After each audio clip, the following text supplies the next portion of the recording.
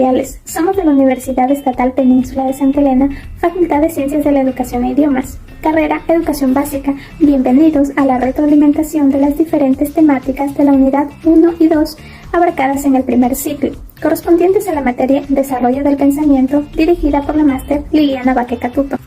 Esta unidad 1 se denomina como Introducción al Desarrollo del Pensamiento. Dentro de ella veremos temas como pensamiento y procesos básicos del pensamiento. Y aquí nos planteamos las siguientes preguntas. ¿Qué es pensar? Pensar es procesar información. Se define como la capacidad de comprender, reflexionar, analizar y resolver problemas. Pero chicos, ¿es posible aprender a pensar? Aprender a pensar es uno de los aprendizajes esenciales para la vida académica, personal y profesional. Supone el desarrollo de procesos mentales como la observación, el análisis, la argumentación, entre otros. Implica aprender a reconocer tus propios pensamientos y las consecuencias que estos tienen, lo que te coloca en un papel protagónico donde eres el principal responsable de tu aprendizaje, tu formación y tu actualización a lo largo de la vida. ¿Qué es desarrollo? Este concepto ha ido evolucionando, por lo que no tiene una definición única, pero podemos decir que es el proceso de crecimiento, progreso o evolución de algo. Seguimos con los métodos y técnicas para desarrollar el pensamiento. Como pueden observar, existen 10 métodos creativos, pero solo hablaremos de 5. El primero, que es los mapas mentales. Este método tiene como objetivo facilitar la comprensión sobre un tema y cómo el individuo lo interpreta. El segundo, que es el arte de preguntar, es la chispa para generar nuevas ideas. Las preguntas tienen mayor importancia que las propias respuestas.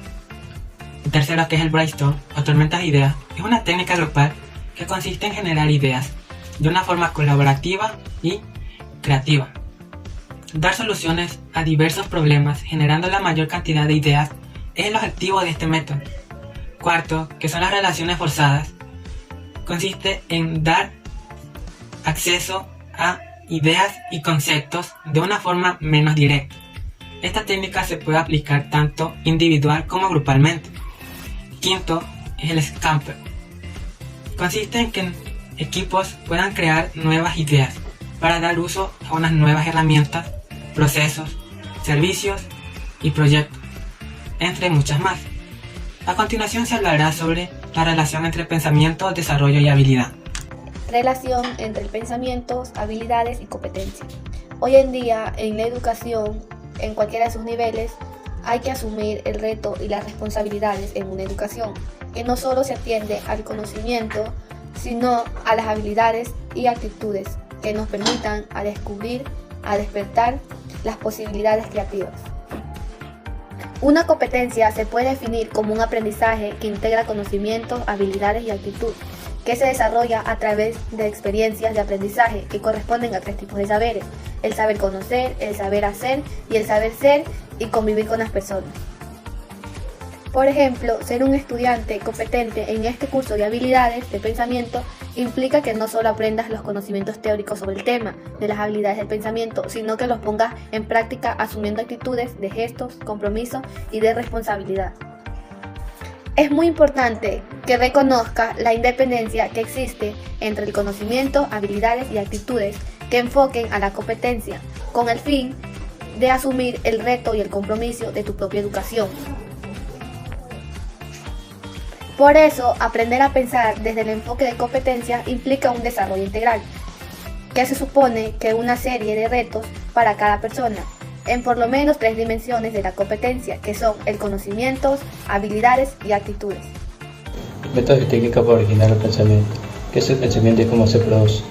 El proceso mental por el cual se conoce y se vive no se desarrolla de manera espontánea. Existen diversos tipos de pensamientos que las personas solemos tener en determinadas ocasiones.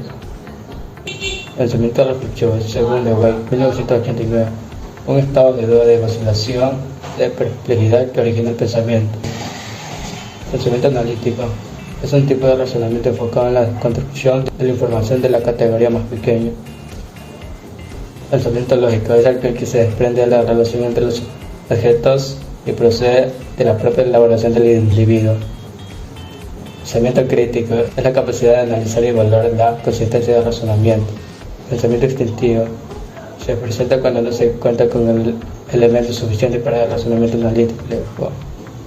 Pensamiento complejo, con los anexos, sospechar entre las distintas dimensiones de lo real. Pensamiento deliberativo, interrogativo. Pensamiento deliberativo nos conduce hasta la adopción de una decisión, y el interrogativo es aquel pensamiento que se formula en forma de pregunta. Pensamiento creativo se conoce como pensamiento creativo a un método o estrategia que permite la resolución de problemas o desarrollo de nuevas ideas y conceptos. Estos son los tipos de pensamiento. ¿Qué es la inteligencia? La inteligencia es la capacidad mental para adquirir conocimientos que implica la habilidad de razonar, planificar y resolver problemas, comprender ideas complejas y aprender con rapidez. Existen varios tipos de inteligencias. ¿Cuál de ellas posees tú? Inteligencia lingüística es la habilidad de dominar el lenguaje, ya sea oral, escrito o la gestualidad. Inteligencia lógico-matemático es la habilidad de trabajar con los números y realizar su análisis y razonamiento de manera adecuada. Inteligencia espacial es la capacidad de observar, transformar y representar ideas o imágenes mentales. Inteligencia musical es la capacidad de crear piezas musicales. Inteligencia corporal o sinestésica es la habilidad de trabajar el propio cuerpo.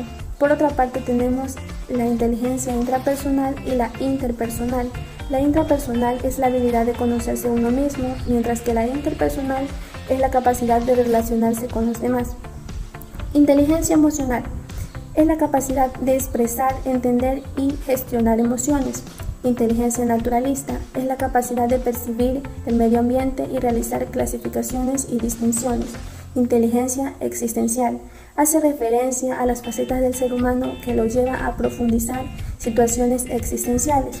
Inteligencia creativa es la capacidad de generar ideas y buscar soluciones originales. Y finalmente tenemos la inteligencia colaborativa, que es la capacidad de buscar la mejor solución. Mitos sobre el cerebro y el aprendizaje.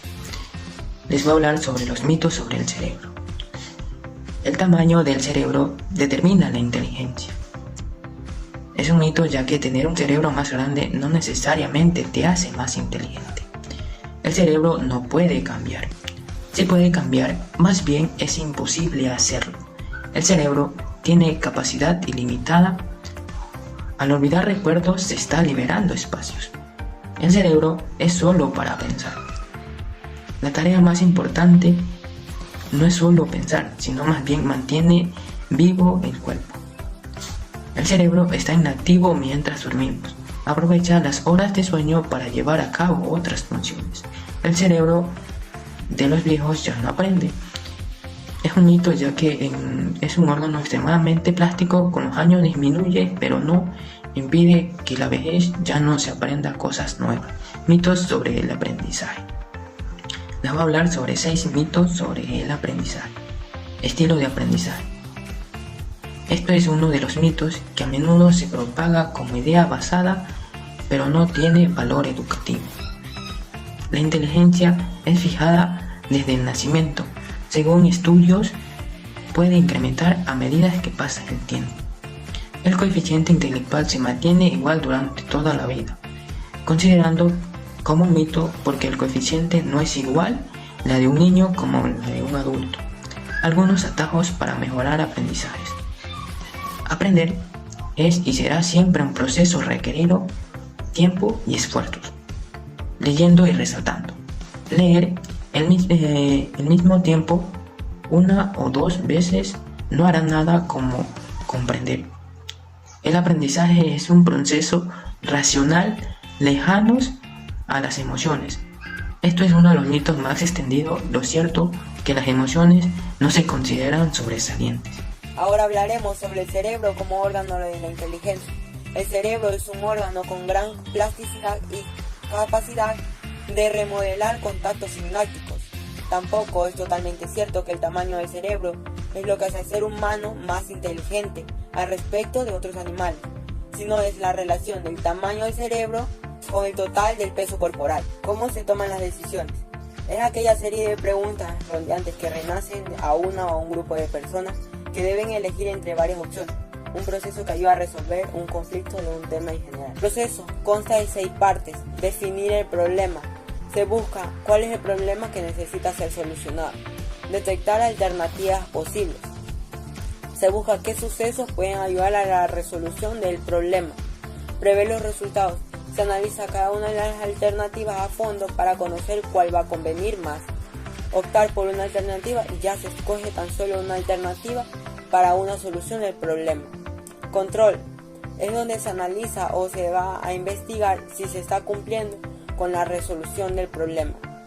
La evaluación es donde ya la persona encargada de resolver la problemática analiza si está al alcance de sus expectativas la solución que ha conseguido en el proceso. El pensamiento es un don particular del ser humano y su origen se da por la intervención sensorial y la razón. Son actitudes del pensamiento que nos permite crear ideas. El desarrollo del pensamiento es la capacidad del ser humano que se va desarrollando despacio, naturalmente y con maduración. Puede ser estimulada por la acción externa, como es la educación, que nos permite buscar estrategias para comprender el aprendizaje. Podemos analizar y comprender de acuerdo a nuestros sentidos y así podemos enfrentar la vida diaria. Unidad 2. Teorías del pensamiento. Aprendizaje y pensamiento. El aprendizaje basado en el pensamiento es una de las metodologías activas más populares en el entorno educativo, gracias a su utilidad para incentivar en el alumnado la capacidad para efectuar un aprendizaje más consciente y profundo, que cambia la manera en la que aborda la información recibida. Aprendizaje. Definición. Se denomina aprendizaje al proceso de adquisición de conocimientos, habilidades, valores y actitudes mediante el estudio, la enseñanza o la experiencia. Aprendizaje humano. Consiste en adquirir, procesar, comprender y aplicar la información enseñada. Es decir, cuando aprendemos, nos adaptamos a las exigencias que los contextos nos demandan. Condiciones del aprendizaje. Existen condiciones internas y externas que intervienen en el proceso del aprendizaje. En las condiciones internas tenemos los eventos, situaciones o circunstancias.